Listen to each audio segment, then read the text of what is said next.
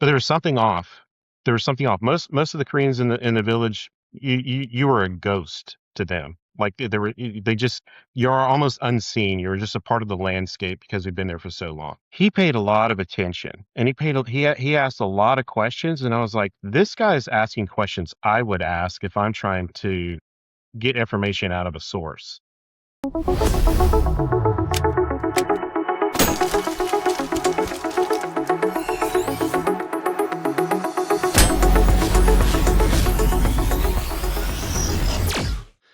Hello and welcome to Making Shooters Better, brought to you by Laser Ammo. I'm Terry Vaughan, and today we're starting with a question for you. What if the skills used to detect drug traffickers in Panama, to conduct threat assessments before the invasion of Iraq, and to establish security in hostile environments are the exact same bloody skills that you could use to keep your family and, of course, yourself safer tonight, tomorrow, for the rest of your life? Today's guest is Jay Graves, a former U.S. Army human intelligence and signal intelligence officer who led intelligence and security operations across Panama, South Korea, and in support of Operation Iraqi Freedom. His job wasn't just difficult in theory, it was literally unforgiving in practice. The task was to read people, identify risk, and make decisions before chaos unfolded. So here's where we're going today. How did that intelligence background shape the way he thinks about situational awareness and personal safety now? Because for anyone who carries concealed or even is on the job as a law enforcement officer, the firearm is the last step. Awareness must always be first.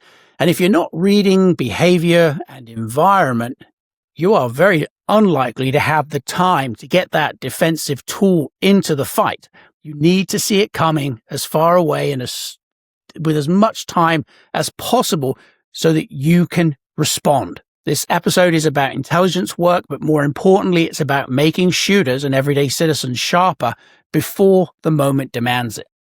So let's get into it. Jay, welcome to Making Shooters Better. Hey, man, thanks for having me on. I got to tell you, listening to your other guests, Terry, you're scraping the bottom of the barrel with me, man. Like, was it because it's a holiday? Nobody's willing to step up, But no, man. I honestly, listening to your other guests, I'm honored to be invited to this because those were really powerful episodes, and I would encourage everybody to go back and listen to them if they haven't already. Thank you, mate. I appreciate that. And I think they scraped the bottom of the barrel about as far down as it can be scraped when they said, Terry, would you like to host this podcast? We were hanging out down there together, brother. So it's all good. It's all good, man. This guy looks like he has delusions of grandeur. Maybe he'll host a podcast. Yeah, he's got great hair. Great hair, man. I got beard envy coming on here. No, that's great, man. I do seriously appreciate it. And I did do a posting note that I'm gonna stuff here. Watch the dark humor, because you and I are buddies and we have a lot of history. And so I got the posting note sitting here. If you see me looking off to the right, it's because I'm like, I want to tell this joke. I want to tell this joke, but I can't. But you can't. Yeah. But I can't. Or maybe you can, and maybe you should. That could make for a hell of an episode. It could be. It could be. You'll get a lot of likes, but you'll probably get banned or something. I don't know. It'll ruin my career. It's only a matter of time until I get banned. So I ask everybody that comes on, how old were you when you first started shooting? Well, you've seen me shoot, and I am like 1 degree away from Keanu Reeves in his movies, right? I mean, so by 1 degree, are startling. By 1 degree, I mean orders of magnitude away, right? So, honestly, I'd plunked a little bit with my dad had a 410 shotgun when I was preteen. He'd shoot snakes and we lived in the campground. He'd shoot snakes that were around in the campground. Going up in the South, right? In the 80s, you could get away with that. But I really didn't get into it until I joined the military, honestly. That was the first time that I had ever held a rifle. It's the first time that I ever went through that kind of training. And I loved it. I really enjoyed it. It was kind of interesting because it was a little bit surreal. The first time that I shot at a target, it's the human silhouette. And I remember that night feeling like really giddy, like probably like every recruit, I was like, "Wait, can we go rock and roll?" And they're like, "Hey, idiot, this thing only has like three, like the most you can shoot is 3 round burst, But like there was that side of me, young man. But then there was also the realization that I can reach out and touch someone and I can take a life. And so it was kind of a weird balance there of like, this is what I signed up to do. So it was kind of interesting. But that was when I first started shooting, and of course that was iron sights. You've seen me. You trained me on how to look at the red dot because I was like, "What is this?" You're like, "Open your eyes, buddy." And I'm like, I don't listen. 8/3 of one click forward is all I know, man. I just know iron sights, But that was it. And then after that, I was hooked. And then when I became an officer, then that's when I went to the wonderful Beretta with the 800-pound trigger pull, um, that they gave us, and you qualified once a year. But anytime I could volunteer for range duty, which a lot of people didn't, Hmm. is because I just loved getting the repetitions and all of that. So that's actually when I started. So I would have been in my early 20s, probably 20, 21. And you had to become an officer to get into pistol shooting. Yeah, that was it. That was the whole motivation becoming an officer was They give oh you an hey M9. hey these things can be heavy after 20 miles. You're only Try carrying this. that. Yeah. Oh, this is really cool. No. I went for the money. No. The fame and fortune. You're like, Then listen, the fame. next stop for me is Hollywood. Second Lieutenant Jay Graves. Yes, here I am. Yeah, yeah, with my Beretta. I can't remember because I haven't shot one in so long, but it's double action, right? For the Yeah, first trigger pull, which yeah, was yeah. about 12.5 pounds, I think. I seem to remember it It's just just being horrendous. horrible. And now, now shooting and more free, not enough, right? You and I need to get out in the range soon. But I'm now really sensitive, especially after like when you let me shoot your rigs and stuff like that. And what was that? We went to the IDPA. Yep. All those guys had, I'm like, come on, you're not carrying that every day, but seriously, but feeling those different trigger pulls and stuff like that, you realize like I know the Army's changed. I mean, I got out in '04, so a lot has changed in the military, but I really hope that they've given those guys and girls and ladies, the troops, I hope they've given them better equipment than what we had back then, because baby, it was iron sights and a heavy trigger pull. So you've operated in Panama, Korea, Jordan, Mhm. Iraq. The list is longer than my arm. So when you first step into a new environment, what are you looking for in the first 60 seconds that perhaps most people miss? Well, that's a big question, because there's micro environments and macro environments. So the first thing that I look for in a micro environment, stepping into a shopping center or stepping into a Panera, right? Or stepping into anything like that, is there's just this natural ability to scan the group, scan the people, kind of check the vibe, and then also where are the exits? What happens if something pops off and I have to go over the counter and to the back? I don't know. I don't know if there's an exit there or not, but I do know there's one to the left. Is the one that I came into, and so I just automatically orient myself to the immediate environment. From a bigger picture, it takes a little bit longer. You have to kind of understand what's the flow, right? Panama, chaotic. I mean, when I showed up, nobody was there to pick me up from the base. It was like 10 o'clock at night, and I wasn't trained. When you come out as a intelligence officer, you're an all source. You're just trained on intelligence, and how to connect the dots, how to draw in red and be the enemy. That's basically it. They're like, now you're going to go to your unit, and your unit might be specialized in something. Which, by the way, I wanted to be an armor officer. So when I went green to gold, I was in mechanized infantry, and I was a 60 gunner. We didn't have sauce back then, and I was like, I want to go tank, I want to go mechanized infantry, and they were like, in the infinite wisdom of the military, they were like, "Sure, office, you can go intelligence." Listen, man, I had a 2.4 GPA. Like, I don't know how this happened. I don't know how this happened. I don't know. I thought, I could go blow up other tanks, but so I went through all source, but then when I went to my unit, it was a HUMINT unit supporting special operations in South America. It was the coolest thing the universe ever put me into, honestly, for anything that impacts my day today. Like to this day, it still impacts my life, which gets to your question. Um, but when you're looking at a larger environment, there is a flow to those things, right? And so, I found my taxi cab. I spoke enough Spanish. That was the other thing too. They sent me to South America. I barely passed Spanish. Like, I'm like, "Donde el baño el forto el whatever?" And the guy's like, "Give me your orders." I was like, "Oh, yeah." He's like, "I'll take you. I'll take you." And driving downtown, it was chaotic, man. There's these big buses, these party buses, these, this. And so, smells and the environment. And you just kind of have to immerse yourself into that and really get down to the flow of this is normal. Hopefully you're going into a normal environment. Otherwise you baseline to something that could be Hmm. dangerous. Right. But I didn't, Panama was peaceful. Um, and really the operations were outside of Panama. Some things in, the Darien has gotten um, a lot of airtime now with that being a route, of people coming into the U.S. for drugs or immigration, things like that. But we had operations out there even before it was popular. Um, so you just kind of get this baseline the same way you would when you're reading a baseline for an individual. You do that for what's going on around you. And if anything changes in that environment, that's when you know that like something's different. Is it nefarious? Is it, what is it? But something's different, and that should be piquing up your spidey sense. For Korea, Americans have been rotating through Korea for so long that they just had it down pat. They had it down pat.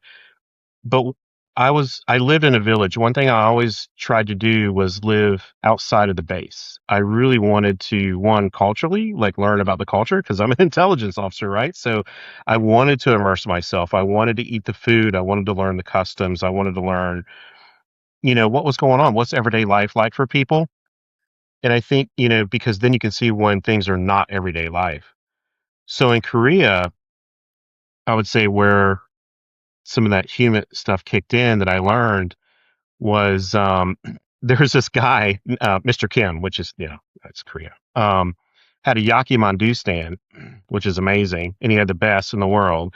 And you walk past it going to the main gate, and people would just be lined up, buying Yakimandu all the time. I would get it just about every evening coming home. But there was something off. There was something off. Most of the Koreans in the village, you were a ghost to them. Like they just you're almost unseen. You're just a part of the landscape because we've been there for so long. He paid a lot of attention, and he asked a lot of questions, and I was like, this guy is asking questions I would ask if I'm trying to get information out of a source.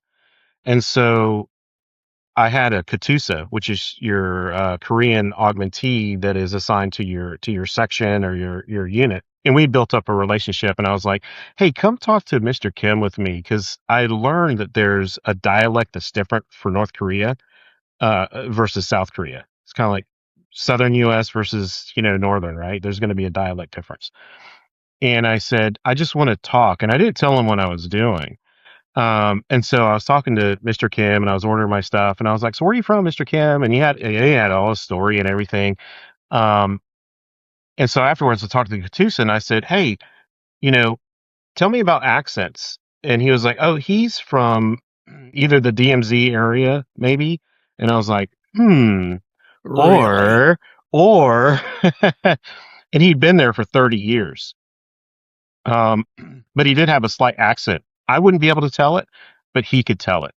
And so I found that was quite interesting. So one of the things I started doing, well, one, I reported up the chain of command. I'm like, "Hey, man, this guy knows." He was asking me, "Hey, is Colonel so and so still in charge of your unit? Hey, I know Colonel so and so of this unit. Has he retired yet? Who's coming in?" I'm like, "Bro, you're selling Yaki. No, this guy's collecting information, and if anything, he's just keeping up with the organization and who's in and who's out, right? Doing profiles." So I reported that up. It went nowhere, of course. But for myself, I thought quite interesting. And so, you know me, man, I got a major sense of humor. So I was like, I'm going to pull on this thread. And so I started, just dropping little things like, yeah, hey, my Katusa said you must be from the north. You said you're from Pusan. And you could just see him freeze for a second, and he was like, oh, well, my parents are from, this area, and they were from Chosen. But it just, I started asking, like, just hitting him without, like, questions and stuff like that. And so what I noticed is that when I would talk to him, he would stop talking about military stuff, and he would just talk about, like, what's going on in the village, or, things like that. It was quite interesting. So, long-winded story, for that, but those are the little things. You try to understand the immediate area that you're in, and not be paranoid, but just understand, like, if something happens, this is my environment. This is what I could do within this environment. And then you learn your bigger environment. If you're in a foreign country, you learn what does day to day look like, so that you understand when things are going to pop off potentially, and then how to take care of yourself. Well, I think going back to baseline for a second, because obviously not everybody's into intelligence and situational awareness and all those usual things that you and I somewhat take for granted, as do a lot of concealed carry holders. One of the things that I would frequently teach is how to contextualize baseline. Because when you say to somebody, okay, I want you to baseline the environment, there's often a disconnect. Well, what does that even mean? Yeah. How am I measuring this normal facet of the environment? And one of the things I found was 3 questions will aid people in their capacity to baseline. And these 3 questions help keep you anchored also in the environment, because with the distractions we carry around in our pocket day to day, it is a challenge often to just remain anchored, centered in the environment, looking at it from a strategic or situational awareness vantage point. So the questions were as follows. What do I expect to see? What do I not expect to see? And then what's missing? And you can take those 3 questions into any environment and establish, even as a layman, what's normal, what fits the environment that I'm in. And it allows people to assess the environment that they've just walked into very quickly and look for the anomalies, anything above baseline or outside of the norm, or perhaps below baseline, less than expected. If you walk into, as you and I have frequently done over the years, go to Panera Bread and we're going to grab a coffee and something to eat, the first thing we want to do is take stock of the amount of noise. How much seems normal? When people are talking, when they're on the computers, when they're sitting just minding their own business and nothing untoward is happening, there's a certain level of volume within that room that allows you to sort of establish, okay, this feels about what I would expect. Now, if somebody comes into that environment and they're louder than you expect, that's above baseline. Why? And invariably, especially for you and I as introverts, we're very cognizant of what is an acceptable level of volume. The guy that comes in on his cell phone, talking, telling everybody his business, above baseline, and usually bloody rude, and something that would immediately annoy both of us. Absolutely. As would somebody who comes in on their phone, talking in hushed tones, looking whilst scanning. That's something that you would say, okay, scanning is above baseline, talking in hushed whispers below baseline. It's just, I think, a fundamental part of situational awareness is establishing the norm and then looking for those anomalies above and below. So to me, it absolutely boggles my mind that the guy standing outside a military base selling what apparently sounded like really good food. Oh, it's great food. Had done so for years with nobody questioning why he was even there. Yeah. And, very charismatic individual, right? Which makes sense, Makes sense. So, but those at that base, they weren't humaners at all, and I was blessed to learn from the most amazing people. I don't know if they're following this channel, but Shadow Warriors, shout out to these guys. I mean, they were amazing senior NCOs, NCOs, warrant officers, like I was a sponge, going through the Reed course. We all went through it. They went through it as a refresher. It was my first time. So just let me interrupt you for a second. What is Sure. the Reed course? Because most people will not have heard of it. Okay, yeah. So the Reed course is basically it was taught to us by the FBI, but it's basically what law enforcement uses for when they're doing their interrogations. So if you see, the videos or the movies, often you know, uh, amped up a little bit, in the movies, but there are a lot of examples on YouTube, which I love watching. There's one person that will critique like really good, like this, these officers, unfortunately, like they haven't been supported and trained well. They're botching it, but it's basically the process that you go through for interrogation. You have some information on somebody, it, but you're trying to make a connection with them, and you're trying to get them basically to confirm the information that you have with them, right? Their guilt or innocence or whatever. Um, so going through that, it was quite interesting. The funny thing about it, I told you this before. The funny thing about it is, uh, and this relates to baseline, is the FBI agent that was training us. He pulled me aside and he was like, "You have so many deceptive tells." He was like, "But that's your baseline," and he used me as an example, I think, in the class. And as we got talking, over coffee, we got to know each other over the week or whatever. It's, me. It's because I find humor and I find my brain's always spinning. And so I might be off thinking about what you just said. And I'm thinking joke, joke, joke, or relate and connect to this, so it's like one of these things where I'm firing off. But that's my baseline, right? And so me and that's my baseline. You would know if I came in. We just went to Panera the other day, right? Walked in. Yep. I knew Terry's going to be in the corner. He's a better shooter than me. He's going to have his back to the wall, which is perfectly fine. I'm reading whether or not you or I know your baseline, right? So when I sit down, if I were to see you change, out of baseline, then I would know what's going on behind me, right? What he was trying to get at is establishing baseline isn't necessarily easy. So I like how you put it there with those three easy steps, because that's something that anybody would be able to do. If you are used to going to, I don't know, Costco is always chaotic, right? But if you see something different, most people are damn near running over you with their carts because they're just oblivious and in their own in their own little world.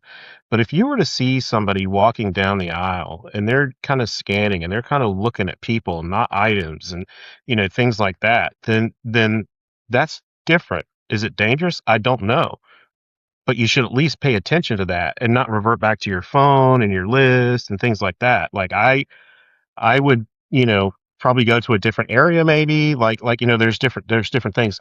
But I think the three steps that you talked about are natural if people can practice it. Yeah. Well, that's interesting because it stands out when somebody's scanning. Invariably, people are not aware. Yes, Hmm. they will try and run you over their carts in Costco, especially because they're in a hurry to get to those special deals and buy the things that Costco tells Yeah. them they need. But it's so funny that most people are fairly oblivious to what's going on. So Hmm. one thing that does stand out is somebody else who is aware, Hmm. somebody else who is scanning the environment, whether that is from a personal safety standpoint and they're being aware and alert because they too want to know what's going on, or they're scanning because they are looking for a potential victim, somebody later to target for a crime. It's going to happen outside of Costco. It's going to be in the parking lot if it's going to Hmm. happen. So you've got these two different approaches to awareness where somebody may well be scanning because they're in tune and they may be scanning looking for a potential mark. Hmm. One of the things that I think is hugely important for us as situationally aware individuals is to understand the response you're going to get from someone who's scanning like you to be situationally aware and someone who's scanning potentially looking for a victim. Yeah. And I have to share this because it's hilarious. And this is several years ago now. But my wife and I were in Walmart and we were shopping. And as is our usual setup, as we were checking out, my wife is taking care of the groceries from the standpoint of putting them on the conveyor belt and paying. It's not that I don't help with those things. I don't want to start getting hate in the comments section because I'm not a good shopper for my wife. But Listen, to kill the patriarchy. correct. No, you're just providing rear security, I'm right? scanning. I'm Yeah. staying alert. I'm staying aware. And 3 or 4 lanes down from where we were checking out, I noticed a male with his partner doing the same thing. And interestingly enough, there was a moment when both of our eyes met. His response to me was exactly what you would expect from an individual who was scanning to be situationally alert. He gave me a little nod. That eye contact was made, acknowledgement was given non-verbally that I see you, I see that you're doing the same thing I am. Mm-hmm. I looked at him, I gave him a nod, and we both went back to our respective scanning. Mm-hmm. That was it. That was the extent of the exchange. What was funny was, as he left, because he was slightly ahead of us in the checkout sort of chronology, as he left, he smiled at me, I smiled at him, and my wife was like, what the hell was that? And I said, don't ruin this for me. I just had a moment and warm up. And it was hilarious because his response was exactly what you would expect from someone who's not up to, scanning for a victim. They're scanning for situational awareness. That his response was as expected. I don't care that you see me looking, because you're looking too, and now we both knew somewhere deep down there in the subconscious that if something were to happen right then and there, we would be able to go, okay, we're moving to the objective, we're moving to the threat, or we're evacing, we've already assessed. There is no guilt there. But if somebody is scanning their environment with bad intentions, you'll often see the side eye, you'll see anger, you'll see some sort of visceral response at being caught looking. That is a response above or potentially, below baseline, depending on what they display, that is of interest to us as situationally aware, in-tune individuals. What is the response when caught looking? And if you can identify behaviors that are anomalous to that exchange, that eye contact, they don't fit, you are way ahead of everybody else. Oh, big time, big time. And I remember you sharing that story, and it was interesting because you shared it with me and my daughter. I think it was maybe at the Edge Weapons class. I can't remember that you were teaching. But you know, she's your biggest fan, man. Like anytime you do like some kind of lesson or something, she's like, "We got to scan, Dad." So we were out shopping, and awesome. she was like, "Are you scanning? Are you scanning?" I'm like, "Yeah, it's it's natural for me. Are you?" And she's like, "I am. I'm looking at the face and the hands and face and the hands, you know." And I was That's like, "Okay," brilliant. I was like, "Awesome," and so she's turning those behaviors into a habit and not being paranoid. That's the thing is like, if you can turn this into a habit, it's not paranoia. It's just smart, right? I mean, we live in a society that, sure, 9 times out of 10, there's nothing going on, but it's that one time that it can be catastrophic. And so who cares if you go in and you're kind of looking around and making sure you understand where you are in relation to the exits and to the back and to this and to that, and then trust your instincts. We have the lizard brain in us, right? And that is a thing that kept us alive for millions and millions of years. You know, jumping out of a tree and walking upright was not very safe for us. So you still have that. And I think it's important to listen to that. And there's so many people that, whether they call it the sixth sense or not or whatever, you'll talk to some people and they're very in tune with their quote unquote sixth sense. And there's other people that for whatever reason, they just kind of throw it off. Oh, I'm weird. I'm on the outside. Something must be wrong with me because I'm paranoid or whatever. No, listen to your sixth sense. Um, for me, I'll say the culmination of all these different experiences and learnings and, learning from others and being part of operations is in Jordan. So I went to Jordan. This is before the war. We knew we were going to go into Iraq, and so I was an air defense unit, Patriot unit, and I was the S2, and that's your intelligence officer for those who may not. It's your battalion intelligence officer. So you basically do the intelligence gathering. You think like the enemy. You create a map based on all these inputs. HUMINT, SIGINT, imagery. Whatever other intelligence unit groups that are sharing information. You're basically trying to come up with a picture of what's going on from the enemy perspective, and so that you can protect yourself, right? Because then your unit is saying, okay, I'm going to put myself here, and you're like, if you do that, I'm going to do this, I'm going to eat your lunch. And so it allows you to actually war game. But anyway, that was my initial job, but I was trained. So we went with our operations officer and our battalion commander. We stayed in a hotel near the embassy, and we were basically just doing initial logistics of, this is where we want to put the, Patriot units and blah, blah, blah, and all this other stuff, right? The interesting thing is I got a baseline there. I got a baseline of the hotel. I got a baseline of what's going on down the main street on the way to the embassy. What does it look like? I went out to all these little different villages, and they would tell us. So I had a Jordanian that was with me, and he would say, like, yeah, this one's probably going to be a little more anti-American. I'm the international brown guy, so I kind of can get away with being in certain areas. But it was interesting because you could tell the level of change and difference between all the different places. Um, so then I went back. I was tagged as the advanced commander. So they said, I want you to go and start coordinating with the Jordanians. So we when we land, we got tents and we got everything that we need and all of that. So I was in charge of that. Went back to the same hotel, and it was totally different. It was more open that we were going to be invading. Everybody knew we were going to be invading. There had been Americans in other countries around Jordan, more and more and more, right? So the population was aware. And I knew from intelligence that Syrian border was not too far from where we are. There was already indicators that if something kicks off, they're going to be pushing, ISIS and all these other units, over the border, whether it's through Jordan or through Syria or whatever, into Iraq to fight, asymmetrical war. Totally different. I went into the lobby, normal noise for lobby, normal things, normal business people. Fox News was there. I got to meet some of the Fox News folks, setting up on the top of the roof and stuff. But there was just something off. There was more people that would just drive and sit across the street. That didn't happen before. There was a little food stand there, so people would just walk over, get their food, and move on. Now there's a car every once in a while, and it was some blue car. I remember specifically it was a blue car that would come around every few days, and it would just park there and sit. And then in the lobby, there were people that were just to what you're talking about, the scanning with intent, not Yeah. not not s- not scanning with intent like we are, where you're like, okay, oh, I made eye contact with Terry, and he gives me the nod.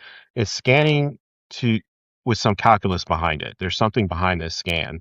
Also, if you make eye contact, the quick, look away, That the furtive eye fidgeting, break. yeah, yeah. I mean, it was like all these things that I had kind of culminated in my career to that point from the human side Hmm. was just firing off, firing off. And I had total control. I mean, it was great. I had a great commander. He's like, do what you want. Just make sure when we land, we have, we have a freaking base to land into, right? And everything's ready to go. So I had the choice of staying in that hotel or going out to this middle of nowhere, couple of buildings, quote unquote, Jordanian base that had no fence around. I mean, it was like, but in my mind, I was like, well, I can see a threat coming, and I've trained how to deal with that. Here, this seems like it could come from anywhere, above, outside, whatever. There was just something, and so they thought I was crazy when I went to the embassy, and I was like, "Hey, I'm popping smoke out of here. I'm getting out of here, Hmm. and I'm gonna go out. I want to go ahead and go out towards the border and start, setting things up. And I need to do it anyway. I just was speeding it up significantly, and I can't remember the exact date. It's online, but later on down the road, I think a year or so later, that hotel was bombed. It was devastated. I think there was a wedding there, blown up, but it was the place where Westerners went. It was where the news agencies were. It was where people who were, you know, TDY to the embassy were. It was just, I was like, man, first of all, don't put everybody on one spot. Yeah, no. Especially in an area that there was no way to secure that area. There was just no way. Yeah. Um, I think they hit a couple of hotels, and that was one of them. And that's kind of where in my life I realized, listen to your spidey sense. Listen to that little voice in the back of your head that says something's not right. Talk about validation for that spidey sense. But Yeah. interesting that you had enough knowledge and enough Hmm. understanding of how to read the environment that you were allowed to add tangible evidence to support the instinctive response? It always Hmm. makes me, it's always fascinating which comes first. Did you have an instinctive response and then you look more closely? Or do you look more closely, find yourself having an instinctive response to what you're looking at, even if you don't necessarily know truly what you're looking at is, in quotations, suspicious behavior?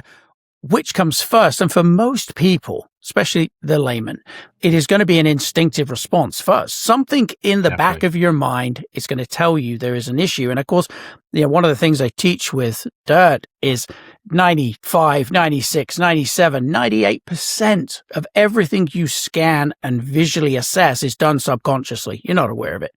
You can't possibly keep up with it at a conscious, prefrontal cortex level. So when those instincts occur, when you get a little nudge that something's not right, the difficult part for most people is to find the evidence to support the instinctive response. They've had the nudge, they know Hmm. something's not right, Hmm. but then they don't act on it because they can't find a valid logical reason to explain it. Obviously, in your experience at that hotel, you were absolutely right. You noticed a change in the patterns. You Hmm. noticed that there were more people lingering than normally would, and lingering in a way that stood out. Not Yeah. coming in, grabbing something to eat, moving on, getting on their phones, reading a newspaper, doing things that sort of fall under the category of normal. There was observation being performed under the Oh yeah. guise of those things. Yeah. And it's Lingering with so, intent. yes, lingering Yes. with intent. Linger with intent. Yeah. And so many people, I think, will not trust their instincts because they can't find a valid reason for why they've had the instinctive response. Hmm. Hmm. And so again, especially with stuff you teach, the stuff that I teach, it is critical that you are able to attribute a specific, tangible, evidential observation to the instinctive response so that you never second guess it.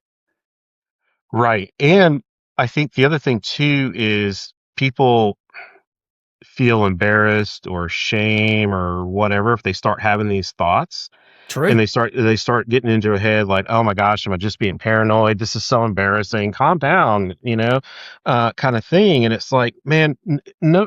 First of all, I'm not in your brain, and second of all, if I'm out with you and you're picking up on something and you think it's not, it's not right, we should be embarrassed by being able to say that. And unfortunately we are. I'm gonna reference Jordan again, my daughter. She was young. Her intuition has always been amazing. It is as if she has like a really heightened sixth sense. And we're in a cul-de-sac neighborhood that we lived in, and 4th of July, like, we would buy the big mortars, and like, the whole street would just kind of go off. And I was firing some off, and I had one left, and Jordan walked up, and she was young, and she said, "I think we've had enough now." And I was like, "No, there's like, this is unspent ordnance. We must blow it up, right?" Like, I bought it, and I lit it off, and it fires off, and then it falls, and it points directly at the house across from us. And there's a family there with their little baby, and they're watching everything go off, and they were firing off little things, and his mortar goes right over to that porch and explodes. And I mean, I am a dead run as soon as I saw it fall. Like, I can see what's about to happen. And there's this thing, right? And she wasn't embarrassed to say something. So I think that when people start to get those feelings, don't be embarrassed by it. Follow it. And if you can't quantify it, don't worry about that. Like go with your instinct. They're there for a reason. They've been there for, like our lizard brain, right? They've been there for a long, long, long time, and they've been honed. So I would say that, I don't know if normalize is the right term or what, but just listen to yourself. You instinctively know we all have patterns. We all have patterns and, Hmm. and, and things like that, right? So you tend to go to the same stores, you tend to go to the same restaurants, you tend to go to the same things. You instinctively know what normal looks like and sounds like. If something is different, it may or may not be something, but if you sense that something is different, at least just dial it up a little bit. Dial up and don't be embarrassed by it, and be more observant. Stay off the phone, you know, Good don't get in the luck. car. Yeah, Uh-huh. don't get in the car and start, da, da, da, da, looking down and all this other stuff, going back to your sort of analogy of, something happened in Costco, probably going to happen in the parking lot. You probably get encased for maybe just being robbed, right? But still, that could turn very deadly. No, absolutely it can. And it's always interesting because as humans, we're one of the only animals in the animal kingdom that will second guess our instinctive response and feel bad about doing it. It's like Mm, we have an instinctive response. Something is telling us something's not right. Then we talk ourselves out of it. We look for the logic to explain away the feeling rather mhm, than looking for the evidence perhaps to support the feeling. And it's mhm, such a mhm. small, difference in mental approach. But one of the things I run into often is, well, how do you do that without leaning so far over the line that you fall into paranoia? And I've always said that paranoia is erratic. It's unpredictable. You're here, you're there, you're everywhere. You're trying to look at everything. You're not being strategic and you're not looking with intent from the standpoint of what's a potential problem and what isn't, and Yeah. and being able to discern the difference between the two. How do you recommend somebody approach situational awareness without tripping over that line of then becoming, again, in quotes, paranoid? Yeah, I mean, I think if you find yourself obsessed, constantly feeling like you're constantly in danger, that something nefarious is around every single corner, and you're, starting to get, heightened anxiety about that, then I would say, okay, you need to dial it back a little bit and reframe, or talk to somebody, talk to somebody like you, right? Like dirt, like take dirt, take your dirt class, like, type thing, really.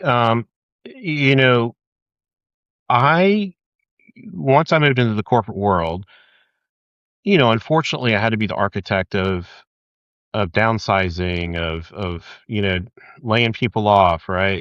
Getting rid of poor performers and things like that. And everybody knew my address, And there was a few times when there were some people that I could tell, even though I always took the most humane presence possible to treat them as a human in that situation with empathy.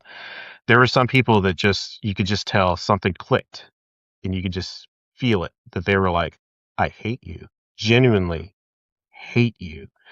And my address is out there, right? And so one of the things I told the family was, we had windows that were kind of, eye height or whatever. Just look before you go outside. Just This is before like the Ring cameras, or we didn't have one, but just look outside. Just make sure there's not, the neighbor's car is always going to be parked there, right? This. Just do a quick glance, because there might be somebody coming here with some hate in their heart, right? Don't be paranoid about it. So I'm not sitting there looking out my windows like, oh my God, yeah. Oh, delivery truck. Oh, every time I hear something, oh, there's about, that I would say you've moved into the arena of paranoia. But going to the door, taking a few seconds to just look around, nothing's unnatural.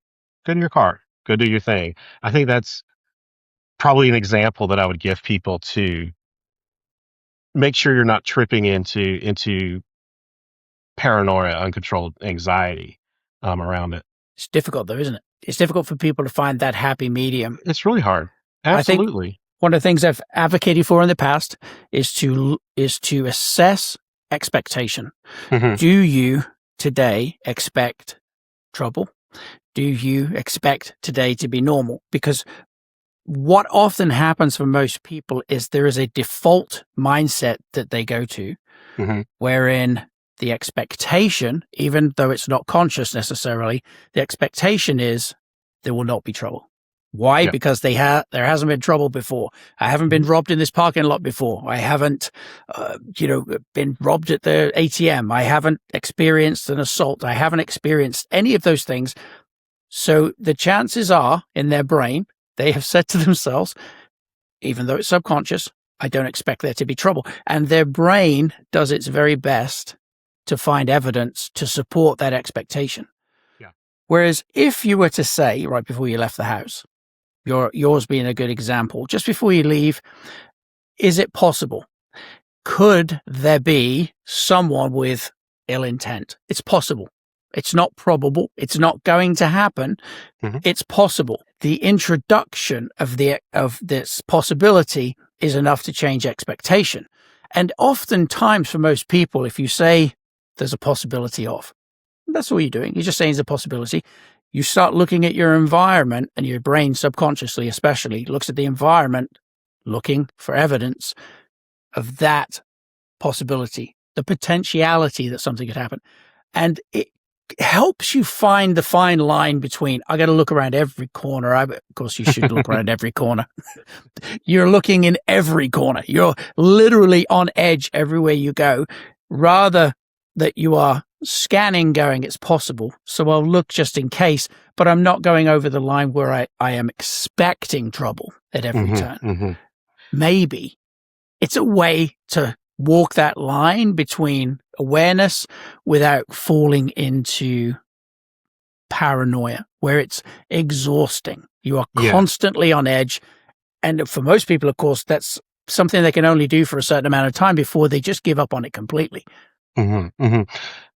Couple things. Yeah, I agree. And as you were talking, I was writing a couple things down here. I think another challenge that we have with this ease of slipping into paranoia, it's already hard. I mean, is social media. Oh my gosh. And just regular media, it's like, Mm-hmm. it's doom, gloom, hate, division. These people are coming after you no matter what echo chamber you're in. Somebody's coming after you from one side or the other, right? Like, it is just like, I just, I go to my own sources. So I think it's even tougher today, maybe than before social media, to just find that right balance. So there's a lot of things that I think people have to kind of click into to make sure that they're not being paranoid. The other thing too is there's the other end as well, where maybe you are really good at scanning and you're good at kind of reading the environment, but you get, it becomes so ingrained, and you mentioned it earlier, that your frontal lobe starts taking over too much. And so, when I go out into a parking lot, certainly, it used to be that like I would walk towards my vehicle in a way that I could see the right and left side of my vehicle to see if somebody is, coming around, Oh. because that's something, and now, there are times that I've noticed that I've probably done that, but so much of my frontal brain is saying, okay, now you got to go get the Chick-fil-A because you promised Chick-fil-A to the family. And don't forget, you really should wash the car, and you got a presentation tomorrow. And so, that training, even that I have, gets overshadowed by what's going on there. So even if you have found that right balance, you have to kind of stay frosty on it. It's when you and I first met, it was at your dart class. Mm-hmm. And I'm sure you remember me geeking out in that thing. I was sitting there in a chair and I was like, finally somebody, like, holy crap, this is great, man. And I think one of the things I said to you was, I have forgotten more than I thought. Like I really had. And it kind of brought me back to, this is how I used to naturally operate, but I've allowed the phone, the life, the this, the that, and all this other stuff start to cloud it. So whichever way you are, I think you just constantly have to assess, am I in the paranoia zone? Have I gotten too comfortable zone? Find that sweet spot in the middle where you're like, I'm confident, I'm aware, but I'm not taking it too far. And as I'm getting bombarded by all the noise in society, don't let it drag me back to this paranoia area, because that's not going to do you any good anyway. That's unhealthy, for you. What we want to find is that healthy balance of awareness, and especially, I mean, hats off to law enforcement. I mean, I don't know a lot of people in law enforcement, but my gosh, like seeing what you do every day, dealing with what you do every day, seeing sometimes the worst of the worst, I don't know how they find that center. Like it must be incredibly hard now, and they're trained. Take that a step further. There's a whole lot of us who conceal carry, and that sometimes frightens me, because the person you locked eyes with in Walmart, maybe he was concealing carry. Maybe he shoots on the range once a year. And now we're assuming this person has my sector of fire to the right, and I got everything here. And, but I think but I think that if you are carrying and you're carrying responsibly, one, hit the range as much as you possibly can. But two, make sure you're finding that right balance so that you're not, so that you're aware, but you're not ready to pop off at every single thing because you're bombarded and you've gotten into the paranoia side of situational awareness. It's a healthy balance. And that's where I say listen to your instincts and don't try to quantify them. Just listen to your instincts and you're in a good spot. Well, I'd like to defend you on one thing where you feel you've gotten comfortable. There is a point at which scanning and being aware becomes second nature. It's like driving a car for the very first time. There's a Mhm. lot of mechanical elements. There's a lot of cognitive prefrontal cortex effort that goes into the mechanics of driving a car safely. You've got to think about everything that you're doing. Nothing feels natural. You're looking in the mirrors, and when somebody looks in the mirrors when they're first learning to drive, you can see their head turn. They Yeah. look in the rear The view. car's moving where they're looking. Yes, they look. Yeah. Everything is sort of overkill as you Yeah. sort of try to build up that muscle memory. Mhm. But if you think back to the last time you drove somewhere, and I've done this myself. I'm going from point A to point B. I have arrived at point B, and if somebody asks me questions about the drive, I might not be able to tell you half of what happened. Why? Because it's all being run by the subconscious. In the same Yeah. way that once you kind of get over the initial hump of, okay, I need to be aware, I want to scan, I'm not going to be paranoid. There are certain people I want to look at a little more closely than others. There's certain environments I want to be a little bit more attentive in, but I don't need to be on edge, right? There's Mhm. empowerment and there's some level of comfort that comes with just being aware. After you've done that consciously for a matter of months, it starts to shift so that the subconscious is already doing that for you. It's scanning in a way that you've trained it to do. So now you can get back to, I need that Chick-fil-A because if I come home without the nuggets, I'm getting in trouble. Uh-huh. You can go back to a sense of normalcy where the brain is still able to do what it needs to do, keeping track of the shopping list. Where am I going next? What time do I have to be back? What time Mhm. is that next Teams meeting? All of these things can still occur, but the subconscious has picked up the heavy load of the actual active scanning. Yeah. And it's always interesting watching people go across a parking lot. I think parking lots, like gas stations, they're transient in nature. We don't know who belongs. We don't know who's there for the right reasons, who's there. That is an area where awareness should go up. But should you be scanning like the Dickens for the entire parking lot? No, I would say up your awareness 25% in Yeah. a parking lot. Look with intent. Look to your vehicle. Know that the last 30 feet of the approach to your vehicle is where you're most susceptible, because Mhm. if there's going to be some type of crime, someone now knows where you're going. They know your destination. And at the point that you stop is when you're most vulnerable. So you can take your awareness up a little bit more at the end. When you come out of the building, maybe it goes up a little bit, and then you can relax a little. But there's all these grades of attentiveness in Mhm. different environments that allows us to dial it up when needed, down when when it's not. We never turn it off, but we dial down. And so that it's somewhere in that ability to consciously decide, okay, this is an environment I need to be more aware. And this is an Mhm. environment I can afford to be less aware, that allows us to walk the line of never going into paranoia, but Yeah. still maintaining that alertness when you are out and about. And of course, you mentioned phones, the single biggest distraction and eater of our cognitive focus of anything in human history, in my Mm. humble Mm. opinion. Oh, big time. I mean, I love your analogies and I appreciate the grace on that. It's just there were so many technical things that you were training in there. I was like, oh, that's right. It was just all rolling back. But you're right. It's become natural for me in many ways. I have an RV. The first time I drove that thing, I think I almost caused like a 80 car pileup. And I was incredibly mechanical and paranoid. Now I can get behind it and I'm like, oh shit, we're at the campground, because everything's just become instinctual and everything is Yep. just fine. And I'm way safer than I was before. I do need to dial it back when I'm getting gas, because I usually jump out and I'm like, you have this sector of fire. You have this sector of fire. I put out stakes, around the vehicle, and then I pump my gas, and then, you know, I Gas mean, stations are notoriously bad yeah, places. yeah, they are, They but are. but but no, I think that that's exactly how people can find that right center. One, the three questions that you mentioned before, and then just yeah, getting it so it's habit, right? You're right. Coming out of there, probably looking at the front of my car, I would certainly notice somebody who's like hiding behind the car, and then all of a sudden the Chick-fil-A would be like, "F Chick-fil-A, how am I going to deal with this? Do I back away? Do I confront? Do I, you know what I mean? Like Oh, how am I going to handle how am I going to handle this? So you'd be switched on right at that point. So great I'm point. cheering that we've naturally landed into the next part of this equation, which is what is the response? It's one thing to see it. It's one Yeah. thing to look at the environment and go, gosh, that dude over there looks like he's up to no good.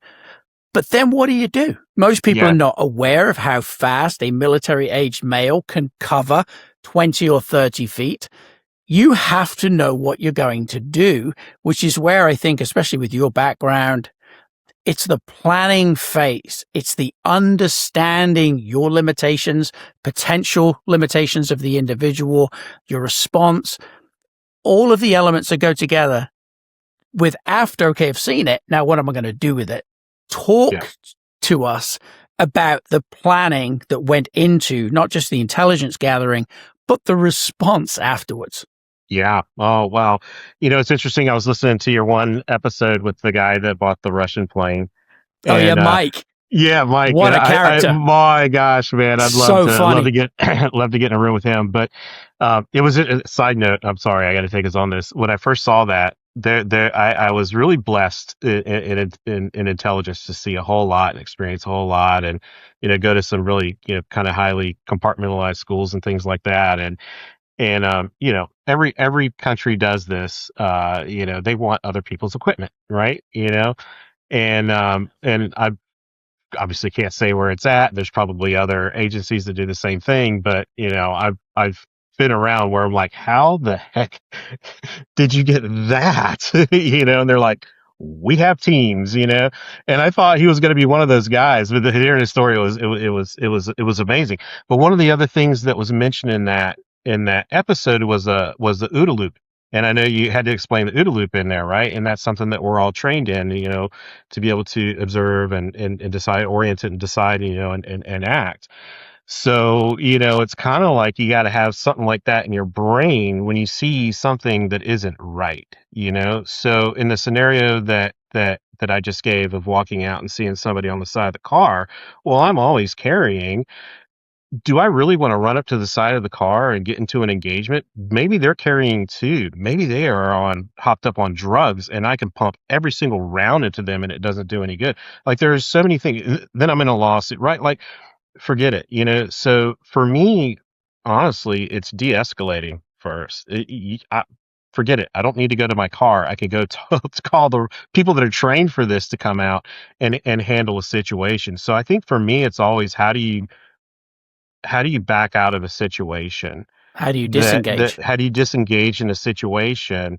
Now sometimes you can't do that. You've wandered into a hostile situation.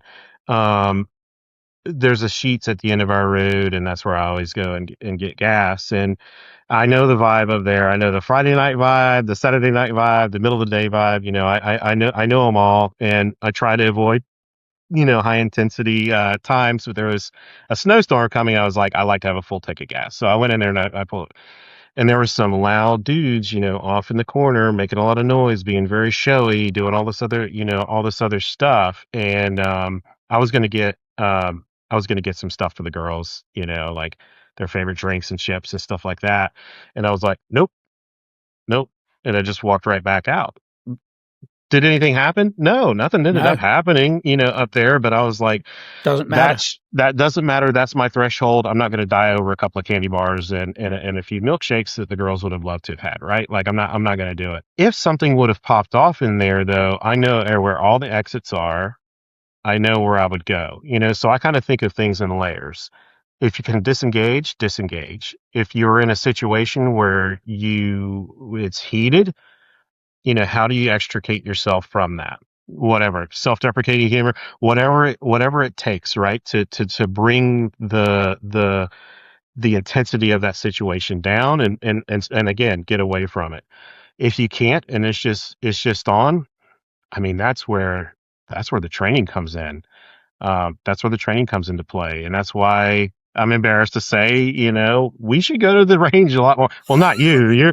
You could pick up, you could be rusty. I mean, we didn't shoot for a couple of months and you're like, beep, oh, wait, something, fragment of a second and you're nailing it. But for somebody like me or, God forbid, somebody who only goes, once or twice a year, your advantage that you think you have, you may actually not have.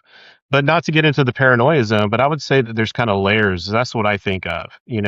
What's the situation that I'm in? Am I on the X or am I just outside the X? Oh, Or tell far. us what's the X? Because there's got to be someone going, there's an X. There's an X involved. What is this X? Well, classic ambush, right? Ambush, you have the kill zone, right? And that's the X. And, I mean, I think our armies or militaries are trained very similar that, when you come into the X, it's a violence of action situation where you fight through. If you sit, you're dead, right? And then, you have all your battle drills and all these other things like that.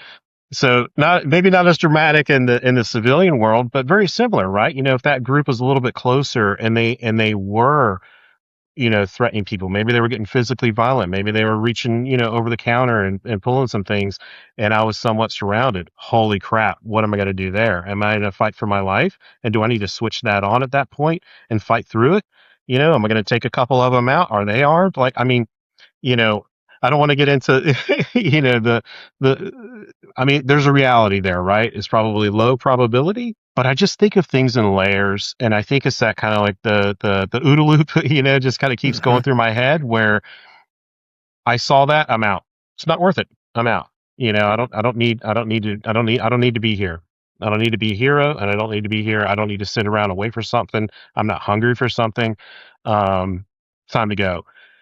If you're in a situation, that's where I would say train. Particularly people who are listening to this channel, they're probably people who are into firearms, into edge weapons. Maybe they're into, hand to hand, combatants, things like that. Train, train, train. So that if you are on the X and something goes, then you have to flip your switch to where you're seeing red, and you're going to make it home. It's funny though, getting off the X is such a simple concept. And getting off the X, when I'm talking about it, is the point at which an engagement begins. Somebody approaches you, somebody is about to attack you, someone is attacking you. The minute that engagement begins, you're what we like to refer to as on the X. You're in the crosshairs of this individual. Movement and your response is critical, which is why I think so much about personal safety comes down to the 95% soft skills that we all need to employ, which is to give us the ability to avoid. Getting off the X is you moving in such a way as to create additional space and angles away from the potential attacker. But it's interesting because human nature also gave us the freeze response. So when something bad happens, we have a moment where cognitively our brain is trying to make sense of what's going on. How long is that freeze response? How long is your brain thinking through, why is this happening? How is this happening? How could this possibly be happening? There's a variety of different thought processes that are slowing you down. And if you have taken the time to consider what your response might be, and if you've taken the time to consider how you would disengage, de-escalate, or fight through, depending on the circumstances, your response time decreases. And thus, especially as a defender carrying a lethal option, it's always going to be in your best interest to have a disengage, de-escalate plan forefront of your mind. But you also need the skills to go along with, I can't disengage and I can't de-escalate. I've tried all of those. I now have to fight. How quickly can you get your defensive tool into the fight? And you and I both know, after the military, if there's one thing we learned, is that you are going to perform a lot more poorly than you think you will when the stress is on, the heart rate is elevated, you're not thinking clearly. If you're able to rely on the practice, the training that you've done to ensure you have those skills at your disposal, even when you're at the most stressed you've ever been, That is critically important. It's interesting how many people don't put themselves in a situation to test themselves under that type of pressure, or even to learn how to de-escalate when someone's screaming in your face. Yeah. Yeah. Oh, especially today, because the hip thing to do is to pull out your camera and own the other person, right? I'm Yes. sorry. If I'm in that situation, I'm not reaching for my phone. I'm not trying to get cameras. I'm not trying to do anything like that. I am going into my survival mode, and I'm going into my decision making process. And I think it's interesting what you say. Like you talk about when somebody hears a gunshot and they freeze, well, in the military, what gets you, well, and I don't even want to say in the military, right? I was not in, combat kinetic infantry units, right? So there's going to be layers there. Your finance person's Yeah. probably going to freeze. Your average intelligence person who's an all sourcer, or they're SIGINT or something like that, is going to hear a gunshot and look like everybody else and go, What was that? can they get into the skiff? What's going on? And none of us are armed. Hope the Mm-hmm. MPs are good. You know, there's no back door. But bringing it to the real world, you're right. People will freeze when they first see things, and you see it all the time. I mean, if you see a brawl, I mean, probably you've probably experienced it too. I was at a Walmart a couple of years ago, and somebody was yelling, no, no, no, and I'm already like, okay, well, I'm towards the back, the exit's there, but I think I'm going to go out the front this way. And I'm already kind of, back in my eye, I want nothing to do with this. And then it kicks off into a brawl, and they're knocking stuff over, and all the people that were like, oh, and then congregated astounded me. I was like, you don't know if they're armed, and bullets don't care. They Yep. could go anywhere. They can go through anything, right? So get the hell out of here. Yeah. What's wrong with you? But I do think there's that freeze. Well, there is that freeze response. I don't think there is that There is. freeze response. And the Oh, more that you can go into those situations, it's one of the reasons why I like the range. When I first started going to indoor ranges, when somebody would shoot next to me, I would have a flinch response, and I thought again, like back that episode, it's like, is your finger on the index or is it the trigger, right? Did that make you just have an inadvertent, now it's like you're used to the sounds. You're not flinching. You can be into your own flow. You can be into your own routine. And it just takes that repetition of getting used to that environment. Um, you know, I wouldn't walk around the house and clap my hands behind my wife's head or something like that to do anything, because I do want to survive. I cannot survive that. you want to sleep a Um, week in the yeah, doghouse? yeah. No, it might be good to just getting off the X means I'm going to sleep in the RV for a couple of weeks. But I think there is a level of responsibility and training that people need to do if they want to get proficient in things like firearms and in self defense and things like that. You also need to put yourself in those situations where you experience the fear in some kind of way, so that you can overcome it when it's real. Because even then, you're still gonna you're still gonna have a hesitancy, but it's a little less, and it comes down to those microseconds that could be life and death, in a situation. Agreed. So, as a former intelligence officer, what's one habit you think could drastically improve someone's ability to be safe and aware, etc.? And what would that one thing be that you're like, okay, as an intelligence officer, this is the one thing I wish every civilian knew? Just understand what situational awareness means and get there. I mean, like I've said, that's something that you don't need to be a trained interrogator, to know. You don't have to go through any kind of specialized training.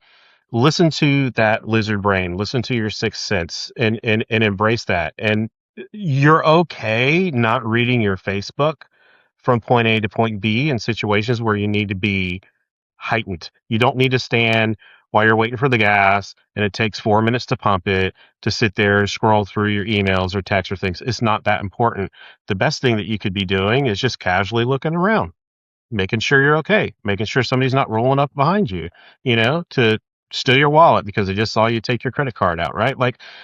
So I would just say, for the everyday person, understand what situational awareness is and start practicing it. And don't get paranoid like we've talked about, but start practicing it so that you understand when the environment is off, it's okay. Don't be embarrassed if you make the decision to leave that environment, or to be heightened in that environment. It's okay. It's actually normal. So we've covered a lot, and I Yeah. feel like we could have probably done several more hours of this, because it's one of those topics. You and I both love it. Hmm. We often fight over who's got their back to the wall when we go out for coffee. But I appreciate you. I appreciate your experience. I appreciate what you've done over the years, and that you've taken the time to share some of those experiences here, because there's literally no substitute for having been, down there in the trenches doing what you Hmm. did and learning to hone your situational awareness and intelligence gathering skills. For those that would like to get in contact, follow, maybe have you come in to do your leadership training, which I know is a massive Sure. part of what you offer, Hmm. where should someone reach out to connect with you? Yeah. So email address is j@pathbcs.com, PATHBCS.com. Leadershipcanvas.pro is the website. Just reach out to me. Yeah. I mean, all the stuff that I do is for building high performance teams, but it's through behavior based um, philosophy. And so some of the things that we've talked about here actually do translate to understanding your corporate environment, understanding how your employees are reacting to the environment that you've created both within your organization and outside of the organization. What kind of leadership does that take? And that's where, I can understand where the leaders' behaviors are, their natural, the adaptive that they need to have, and where we need to get them to be able to move that organization into a way that is high performing versus just being reactive. I teach the OODA loop. Adaptability is part of it, and I teach that because I want that ingrained in leaders and as well as within your organization's um, operations. You got to be set up operationally for it within your culture. So if anybody's interested, would love to talk to you.